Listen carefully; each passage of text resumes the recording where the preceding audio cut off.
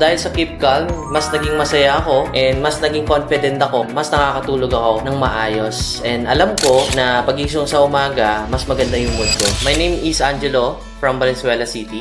Dati kasi hirap ako makatulog, no? So dumadating sa point na 2 AM na hindi pa rin ako nakakatulog. Tapos maaga pa yung pasok ko. So ang ginagawa ko dati, para lang makatulog ako, naglilibang ako sa social media. Punta ako sa Facebook, manonood ako ng mga video or kaya naman sa YouTube para lang antukin ako. Kaso, ang nangyayari, instead na antukin ako, parang lalo lang akong hindi makatulog. Makakatulog lang ako kapag sobrang napagod na ako. Kaso, parang kulang pa din yung tulog ko. Pinipilit ko lang na makatulog. And pagkagising ko sa umaga, hindi sapat yung tulog ko. Kulang na kulang. And sobrang stress wala ako sa mood. So, malaking effect yun sa trabaho na ginagawa ko. Lalo na nasa management ako, nag-handle ako ng team. Kailangan prepared din ako. Malaking factor sa akin yung magkaroon ng magandang tulog. Doon ako nag-struggle talaga. Dahil sa hirap na hirap ako makatulog dati, sobrang naapektuhan talaga yung trabaho ko, no? Dumadating sa point na nakatapat ako sa laptop, yung mata ko parang inaantok, wala sa mood na gawin yung mga task ko. Nakakailang kape pa ako para lang magising-gising ako and magawa ko yung mga trabaho ko.